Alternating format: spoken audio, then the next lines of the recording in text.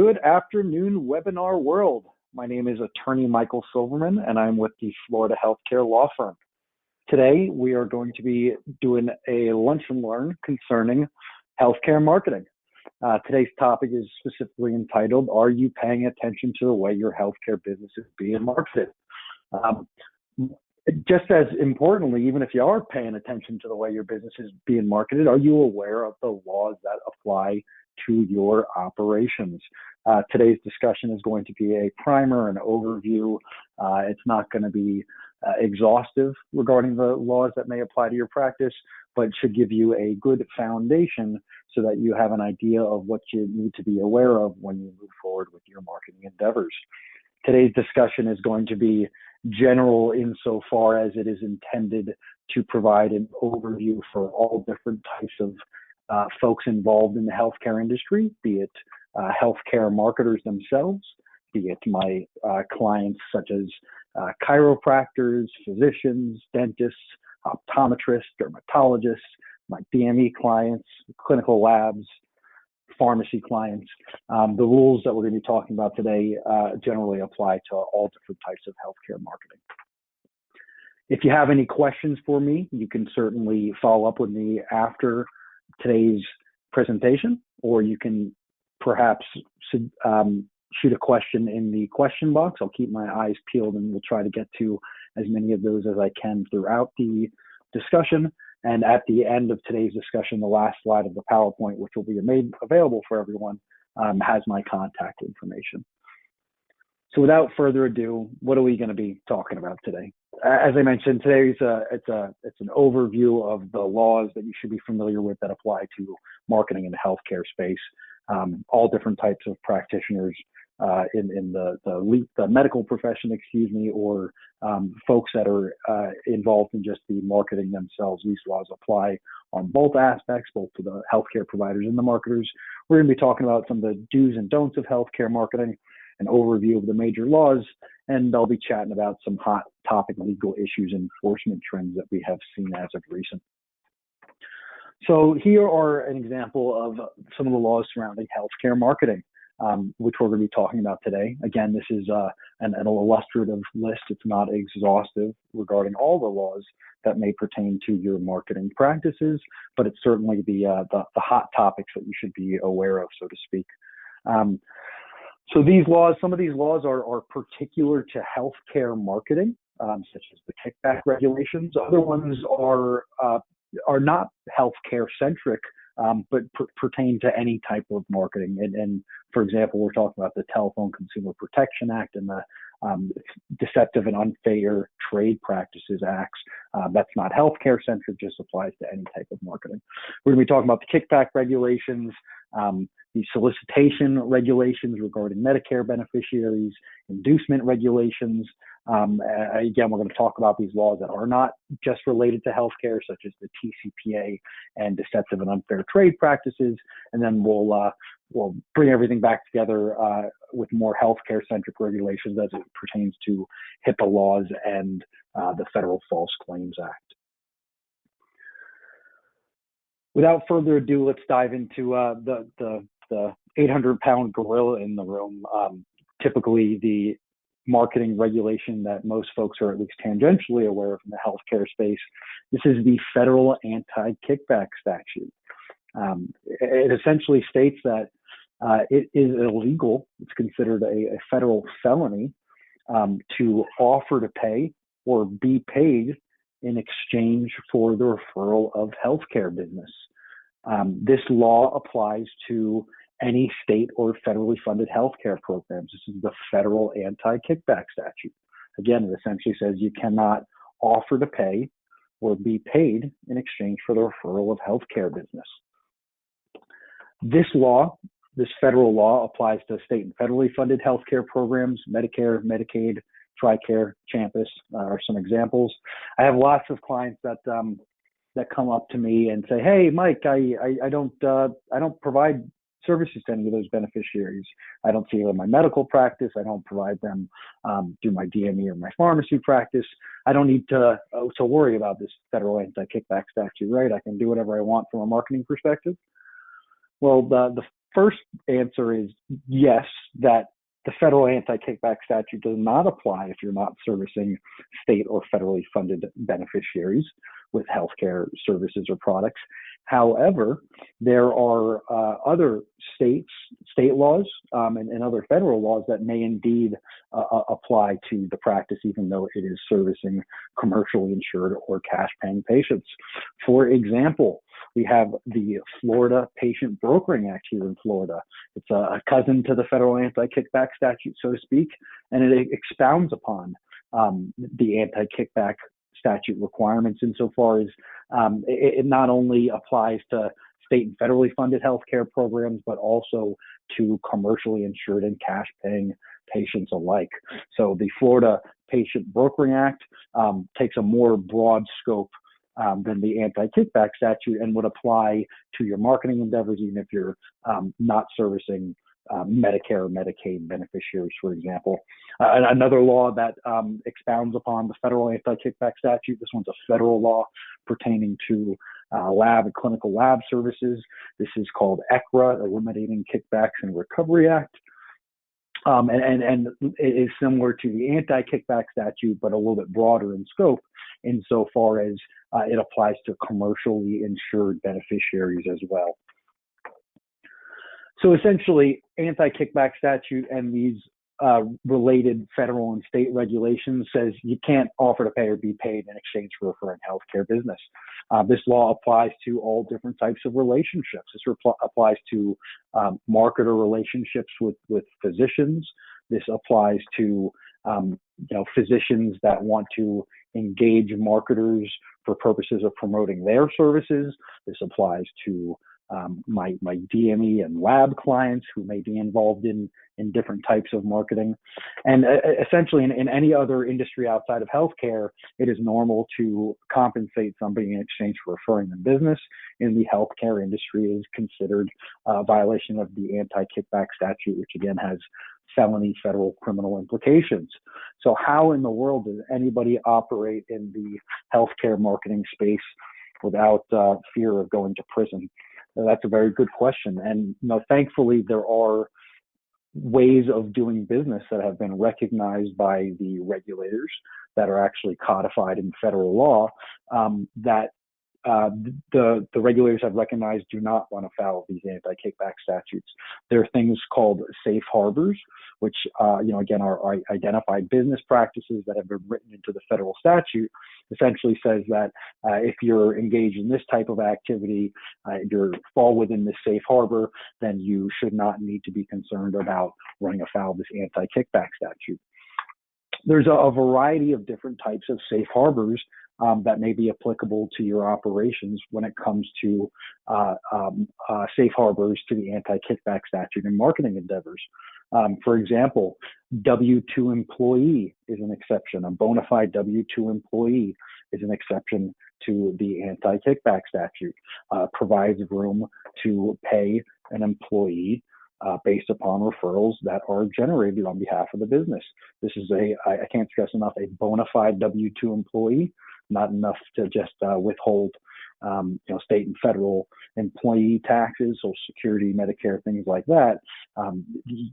You have to ensure that you are exercising the requisite custody and control over the individual, so they are an employee, and there may be some a safe harbor applicable to that type of relationship with a W-2 employee.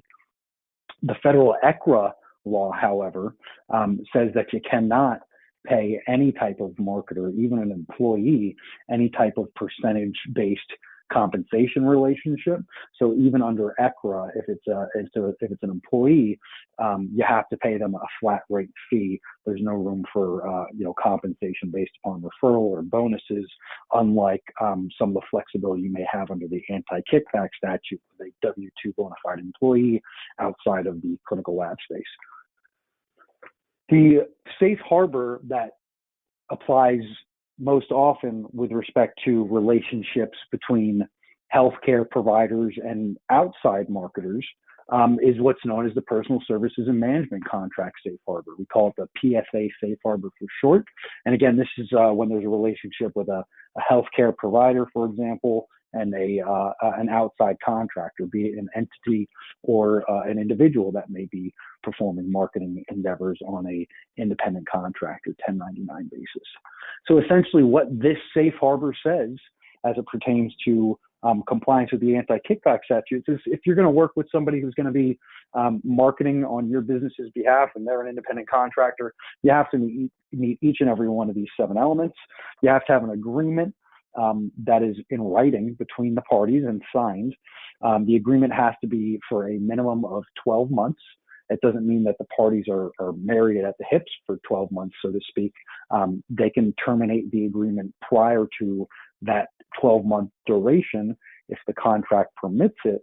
However, the parties would not be permitted to re-enter into a contract after it's terminated for the remaining duration of the term. For example, if Mike's marketing and Joe's medical practice enter into an agreement, and the agreement is terminated a month in of the 12-month term, Mike and Joe's, those parties are not supposed to enter into another agreement in that fashion for the remaining 11 months that were in the initial term. So in addition to in writing 12 months, we have to set forth all of the services that are going to be provided in specificity, because those services set forth the understandings between the parties and the fair market value compensation for those. And the services that are rendered have to be commercially reasonable and necessary to perform, to accomplish the services that are being contractually obligated. And element number 5 here is perhaps one of the most important ones. And it essentially says that the compensation that is paid to the marketer from the healthcare provider, for example, it has to be a flat rate fee that is set in advance for the duration of the contract from the beginning. And that flat rate fee cannot be based upon the value or the volume of business that's going to be generated or expected to be generated. So for example, Mike's marketing and Joe's DME company, we enter into a marketing agreement. Mike's marketing is paid X dollars per week for the duration of the contract, and that X dollars per week is going to be based on the fair market value for the services that I'm rendering, is not going to take into account the anticipated value or volume of referrals that I may be generating on behalf of the provider. And also equally as important, that X dollars per week is not going to change for the entire term of the agreement. The parties need to ensure that they have a written agreement, again, between them that meets all of these requisite elements of the personal services and management contract safe harbor. And again, these relationships apply to all different types of scenarios. When you say anti-kickback statute, folks just generally think of paying a physician for prescriptions. It's kind of the low-hanging fruit aspect of it. But kickbacks come in all shapes and sizes that folks need to be aware of. Whether it's inducements to beneficiaries or payments between marketing companies for the referral of business. So you do need to be careful to ensure that the practices that you are engaged in or proposed to be engaged in comply with this anti-kickback statute. And if there is a requisite safe harbor that is permissible for the parties' practices, that everyone neatly falls within those confines.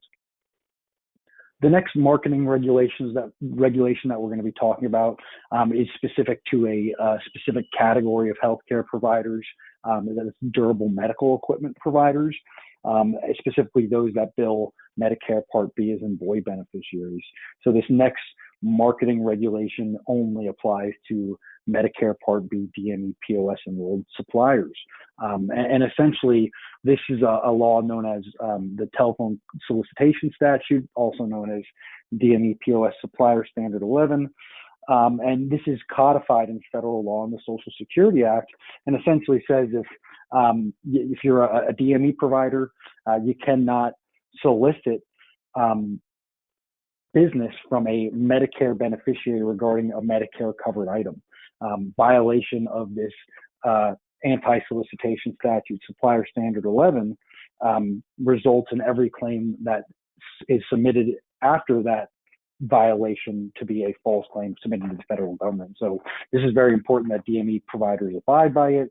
It's the first point of contact that they may have with a prospective patient. And if it's not done correctly, then all the claims that are submitted thereafter are inappropriate false claims to the federal government, something that everyone wants to avoid.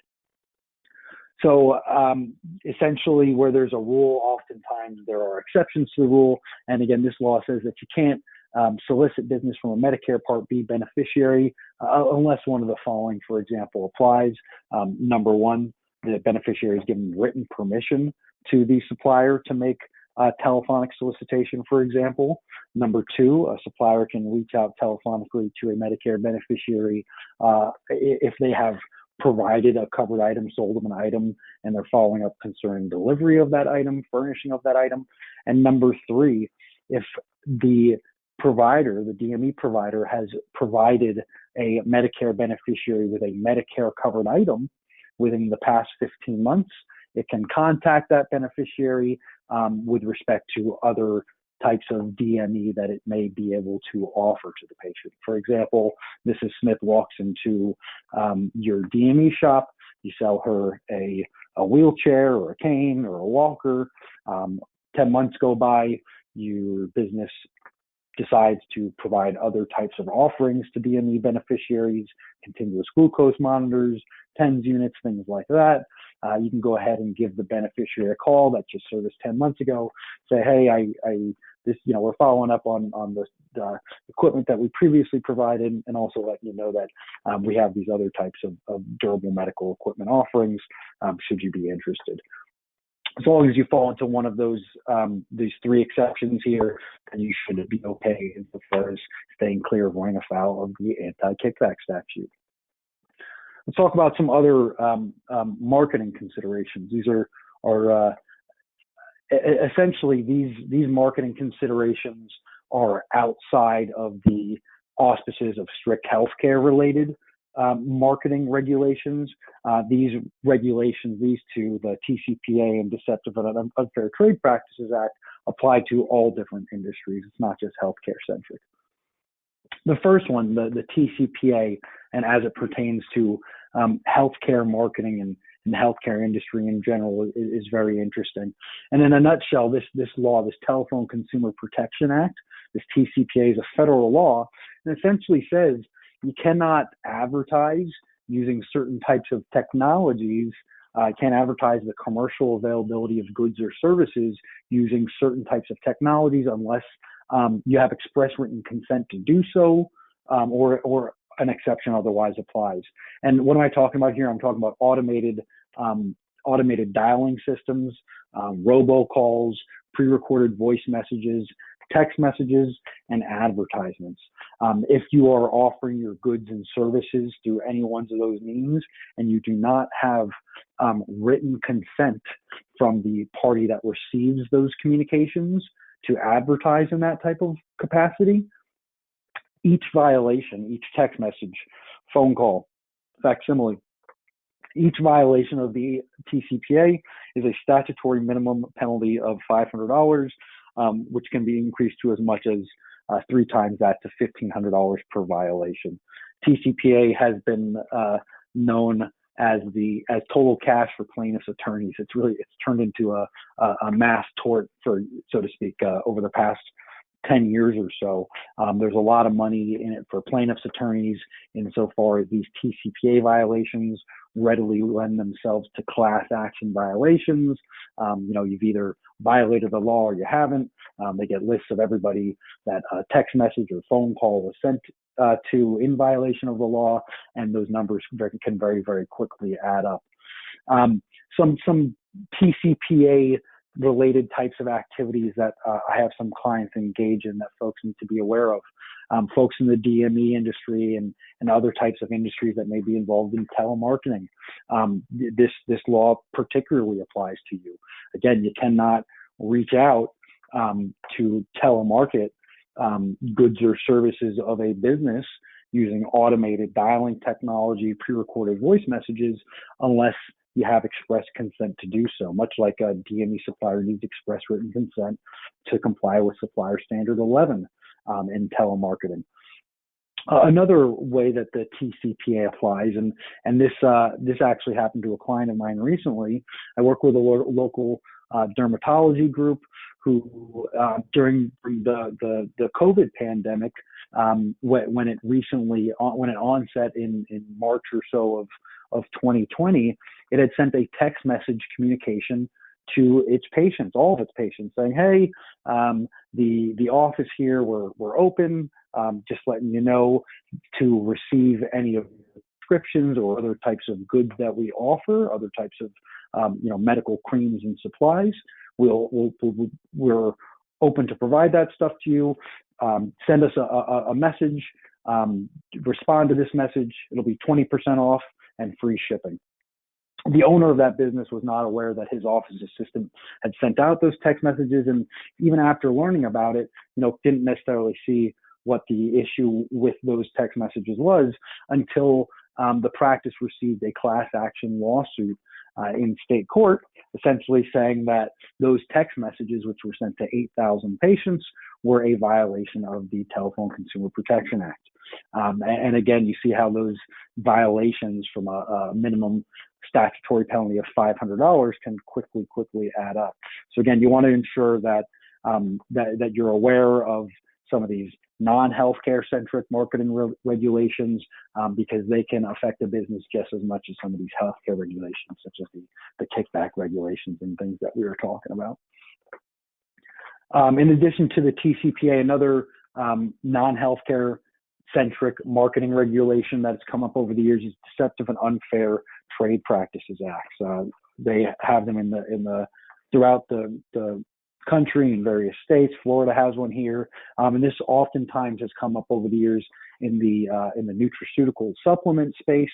Especially recently with how much the IV nutraceuticals have flourished, and especially with regenerative medicine, stem cell therapy and treatments. Providers and practices and marketers, for that matter, need to be very, very keen and aware of how they are marketing these services. Again, be it vitamins or IV nutraceuticals or regenerative medicine, have to be very, very careful to not run afoul of FDA regulations in this regard. You want to make sure that your practice or your marketers are not making any unfound representations regarding the services or the offerings that can be provided by these services. You oftentimes hear the phrase "not intended to cure, prevent, or treat any diseases." A lot of folks that have been violating some of these marketing regulations in more egregious fashions have drawn the scrutiny and attention of the Federal Trade Commission, the FDA.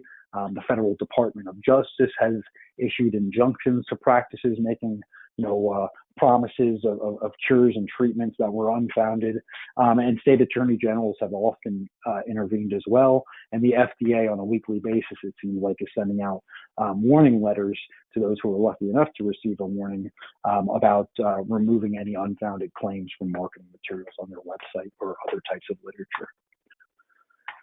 Back to more healthcare-centric marketing regulations, we've got the Beneficiary Inducement Statute, and this is a federal law that applies to Medicare beneficiaries. It essentially says you can't offer anything of value to a Medicare beneficiary that may influence them to utilize your practices, goods, or services.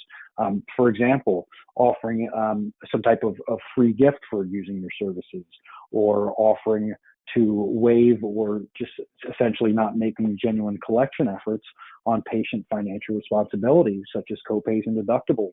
Medicare is supposed to be an open network, so to speak, on an even keen playing field for those providers that are in it. And if a provider offers a discount or otherwise induces a patient to utilize their services, by offering some type of financial reward, be it a positive or a negative one, such as not collecting copays, then that would run afoul of this Beneficiary Inducement Statute. Need to be very, very careful of that as well. Last but not least, from a catch-all perspective, with respect to marketing, we have the Federal False Claims Act. And essentially, if any of these healthcare related marketing regulations are violated in the course of one's practice, be it the Beneficiary Inducement Statute, the Federal Anti-Kickback Statute, Supplier Standard 11 for DMPOS suppliers, for example, if any of those regulations are violated, also the Federal False Claims Act is violated, because that law essentially says that providers are responsible for ensuring that they submit clean and appropriate claims when they submit claims to the federal government. And if the laws haven't been followed, Anti-Kickback Statute, Supplier Standard 11, for example, and a claim has been submitted as a result of such non-compliant activity, in addition to those laws being violated, the False Claims Act is also violated. And, providers that become aware that they may have potentially inadvertently submitted claims that should not otherwise have been paid because they weren't clean claims, they have an obligation under the Federal False Claims Act to refund the government for any of those claims that were paid out based upon inappropriate activities. And so you need to be ensure that you're also aware of this False Claims Act regulation. It's certainly like a catch-all. And then last but not least, we've got federal HIPAA regulations and requirements. Essentially, healthcare providers, covered entities, and their business associates, folks that they do business with, there are certain security and privacy requirements that are imposed with respect to the healthcare records that they maintain and utilize. There are marketing implications and prohibitions with respect to HIPAA. Folks are not allowed to use any HIPAA protected information for marketing purposes without the express consent of the beneficiaries whose PHI may be utilized. There are criminal violations for wrongful use or disclosure of this stuff. And so you want to ensure that, for example, if you're working with a marketer, that their marketing sources have not been derived from any PHI in an inappropriate manner or fashion. We've spoken about a lot of different rules and regulations today, again, intended to be an overview, primer, so to speak, of the rules and laws that folks operating in the healthcare industry from a marketing perspective need to be aware of, be it marketers themselves or healthcare providers, physicians, chiros, labs, DMEs, dentists, pharmacies. These laws apply to all different types of industries and players. Running afoul of these regulations has dire ramifications. A penny of prevention is worth a pound of cure. So you just want to ensure that you speak with a knowledgeable attorney who understands these healthcare regulations before you dive in. Thanks for joining us today, and we'll see you next time.